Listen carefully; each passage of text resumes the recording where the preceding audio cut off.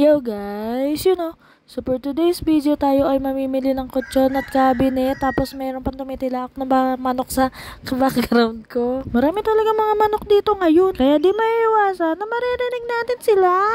Dadalhin nga pala yan ng tatay ko sa probinsya pag uwi nila. Pero bago ang lahat ay magmamodel-modelan muna ako dito. Ayun with matching salamin pa. Ayan nga pala ang suot ko for today's video. Dahil kanina ay nag-church ako. Kaya plinex ko lang dito kasi sayang naman. Kagaya nga ng sinabi ko kanina ay mamimili tayo. Ito nga pala mga kasama ko. Si Ate Gaw, si Jenica, at si Rainiel. At ang tilawak na manok sa background ko. Maya-maya nga ay nandito na rin kami. At sila Sophie at Gabi nga pala ay kikitain na kami dito. Kaya kasama na rin namin sila dito sa loob. Ayan sila naglalakad. Happy family. Sila ang nauna.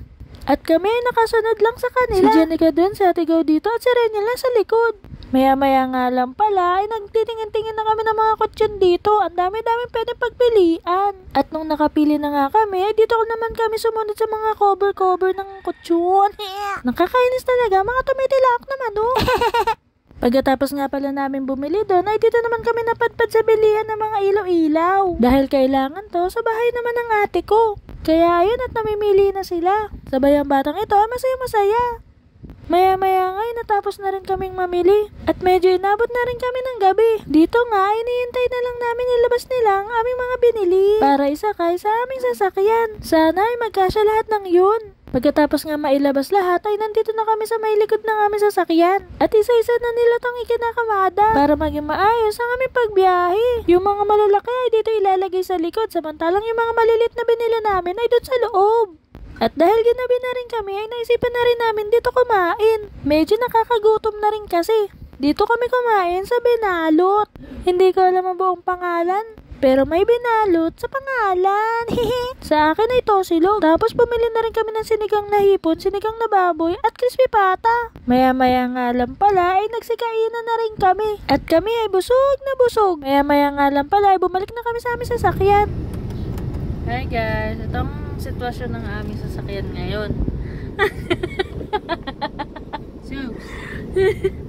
Ayan si Ate Gaw nandun sa sulo kasi nilagyan nila ng mga pinamili namin dyan sa gitna. Tapos si Rainiel doon nag-aayos ng trapal. Ayun kasama ni Rainiel na nag-aayos sa labas ay ang bayaw ko.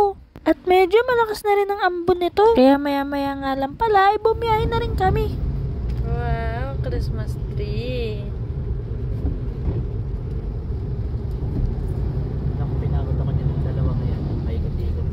Ayan nga't nakarating na rin kami ng bahay. At may Christmas tree pa noong mga panahon na iyan. O diba ang ibig sabihin ay hindi pa nagpapasko noong mga panahon na iyan. Pagdating nga pala dito sa bahay ay nainayos na nila itong isang cabinet na ito. Final result. Excited nga pala sila kaya inassemble na rin nila. Ayan nga at patapos na rin si Rainiel sa pagkabit.